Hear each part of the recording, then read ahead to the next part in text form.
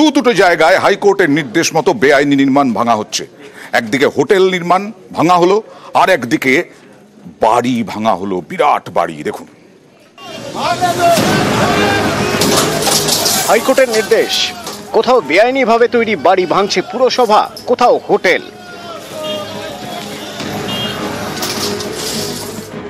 মহেশতলা পুরসভার 24 নম্বর ওয়ার্ড, এখানে বেআইনি ভাবে 3 তলা বাড়ি তৈরির অভিযোগ ওঠে স্থানীয় শেখ আলমগীরের বিরুদ্ধে।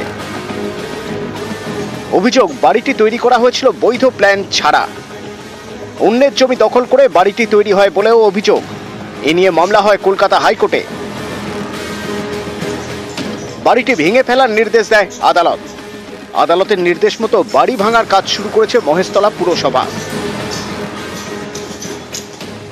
বেআইনি বিল্ডিং পৌরসভার তরফ থেকে ভাঙা হচ্ছে, এটা মানে কোর্ট থেকে অর্ডার আছে, কোর্ট অর্ডারে ভাঙা হচ্ছে, হাইকোর্ট অর্ডার আছে, হাইকোর্ট। বাড়ির মালিক শেখ আলমগীর আঙুল তুলেছেন তৃণমূল কাউন্সিলর বাবুল সর্দারের দিকে। বাড়ির মালিকের দাবি 17 লক্ষ টাকা তোলা চান বাবুল। তোলা না দেওয়ায় তাকে মিথ্যে মামলায় ফাঁসানো হয়েছে। এর মধ্যে কোনো পৌরসভা বা আদার্স কোনো লোক, আমার কারোর প্রতি কোনো অভিযোগ নেই। যা কিছু করেছে উনি একটা মেয়েকে নিয়ে তার জায়গায় নেই, ফলস করে তাকে দিয়ে টেস্ট করে 17 লাখ টাকা চেয়েছে আমার কাছে। আমি বললাম দাদা আমার পক্ষে সম্ভব নয়।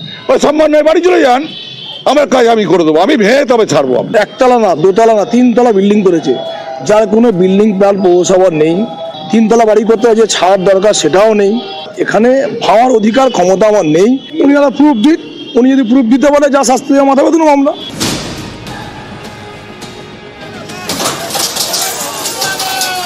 কাঁচরাপাড়ার বাগমোড় এলাকা, এখানে বেআইনি হোটেল ভাঙার কাজ শুরু করেছে হালিশহর পুরসভা। এ নিয়ে এলাকায় উত্তেজনা তৈরি হওয়ায় মোতায়েন করা হয় পুলিশ।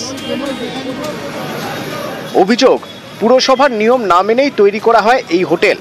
হোটেল তৈরিতে সরকারি জমিও দখল করা হয় বলে অভিযোগ। এ নিয়ে মামলা হয় কলকাতা হাইকোর্টে। গত বছর হোটেল ভেঙে ফেলার নির্দেশ দেয় আদালত। সেই মতো গত বছরের অগাস্টে হোটেলটি ভেঙে ফেলার নোটিশ দেয় হালিশহর পুরসভা, কিন্তু হোটেল ভাঙেনি মালিকপক্ষ। এবার তাই হালিশহর পুরসভায় হোটেল ভাঙার কাজ শুরু করেছে।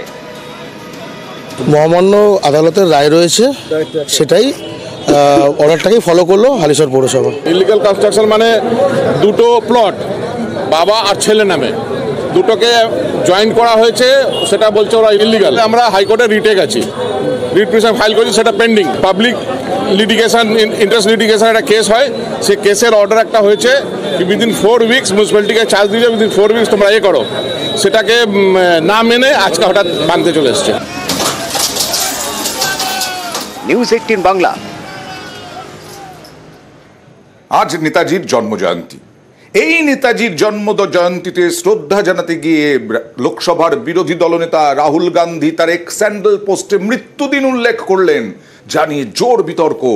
নেতাজিকে অপমান করা হয়েছে, দাবি সুকান্ত মজুমদারের ক্ষমা চাইতে হবে রাহুল গান্ধীকে, এটাও দাবি।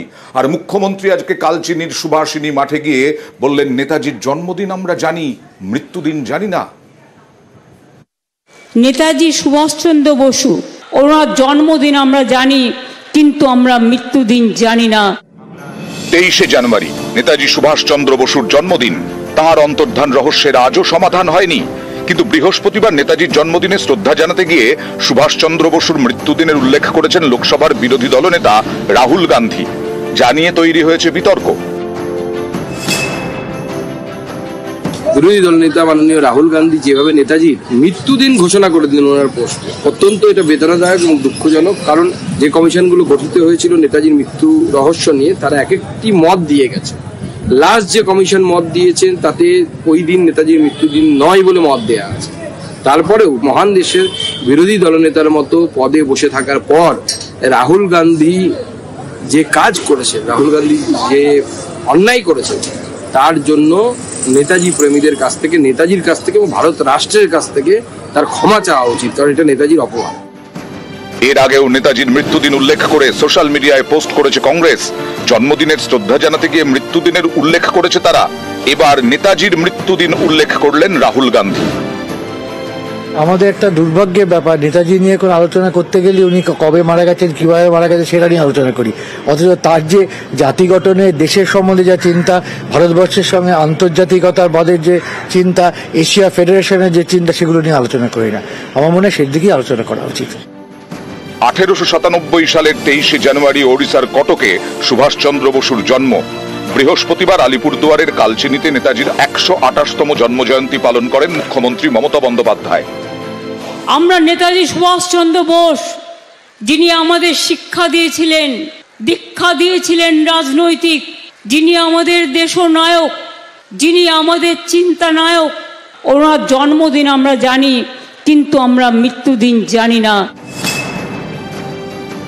প্ল্যানিং কমিশন তৈরি করেছিলেন নেতাজি সুভাষচন্দ্র বোস, সেটা এখন তুলে দেওয়া হয়েছে।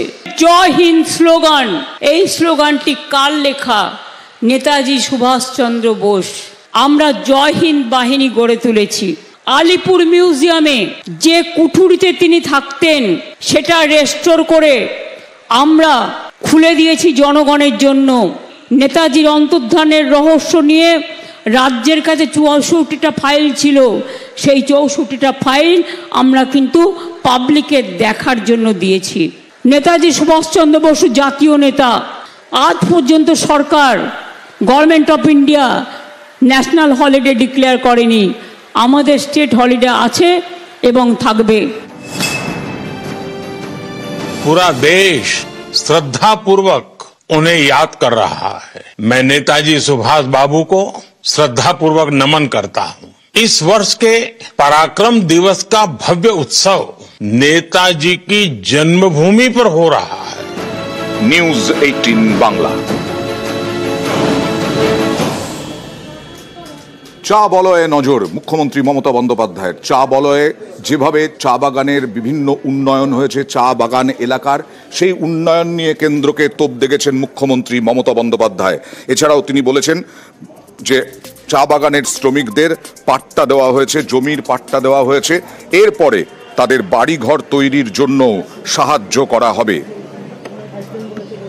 এখন চা বাগানে पट्टा দিচ্ছি और पट्टा का बाद घर निर्माण करने के लिए और भी चाय बागान मजदूर को हम 1,20,000 रुपया दे रहा है। आपका पट्टा भी मिल जाएगा, घर भी मिल जाएगा। कोई चाय बागान सेंट्रल ने नहीं खुला, हम 59 चाय बागान खुला है और कुछ चाय बागान खुल जाएगा। বঞ্চনা নিয়ে আজকে সরব আবার একেবারে কালচিনি থেকে মুখ্যমন্ত্রী মমতা বন্দ্যোপাধ্যায়। কেন্দ্র কোনো টাকা দেয় না বলে তোপ, বাংলা ভিক্ষা চায় না বলেই কড়া বার্তা।